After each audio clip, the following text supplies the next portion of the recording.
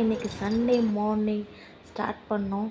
எழுந்த உடனே இன்றைக்கி ஆப்பம் தான் செய்யலான்னு பிளான் பண்ணியாச்சு. ஸோ நான் தேங்காய் பால் ரெடி பண்ணிட்டு என் ஹஸ்பண்ட் ஆப்பம் ஊற்றினார். வீக்கெண்ட் ஆனாலே நாங்கள் 2 பேரும் சேர்ந்து ஒரு வேலையில் இறங்குவோம். அது சிறப்பாக முடிப்போம். எப்போயுமே நாங்கள் சேர்ந்து பண்ணுற வேலைகள் சிறப்பாக தான் முடிஞ்சிருக்கு. ஸோ என் பாப்பாவுக்கு பசி ஆயிடுச்சு. பசி வந்த உடனே என் பொண்ணு அப்படியே கற்றுன்னு கத்துவா. அவளுக்கு சாப்பாடுன்னு வந்துட்டா கரெக்டாக டைமுக்கு சாப்பிட்றணும்.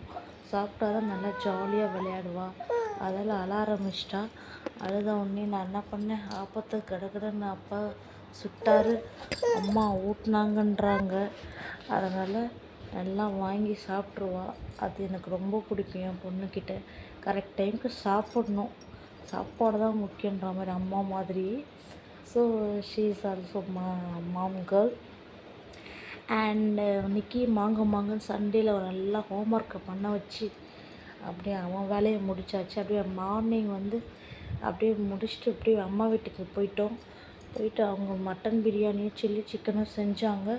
சில்லி சிக்கனை அப்படியே மயோனஸில் தொட்டு அப்படியே சும்மா ஒரு 10 பீஸ் சுட சுட இறக்குனா தான் நல்லாயிருக்கும்.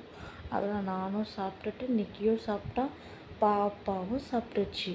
அதுக்கப்புறம் அம்மா வீட்டுக்கு போனால் மட்டும் ஒரு ரிலாக்ஸேஷன் இருக்கும். ஆனால் இங்கே இருக்கும்போது அப்பா இவன் கத்துவான், அவள் அழுவா, சாப்பிடும்போது தான் கக்கா வருது அது வருதுன்னெலாம் சொல்லுவாங்க. ஆனால் இங்கே அம்மா பார்த்துப்பாங்கன்ற ஒரு மைண்ட் செட் இருக்கும்.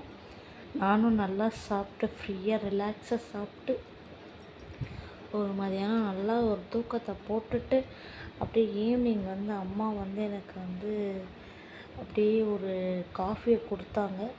அதையும் நல்லா குடிச்சிட்டு அப்படியே ஜாலியாக உட்காந்துட்டு வீட்டுக்கு கிளம்பி வந்துட்டேன். இதுதான் இன்றைக்கி நடந்துச்சு சண்டே விலாகு. சூப்பராக முடிஞ்சிச்சு சண்டே. பாய்.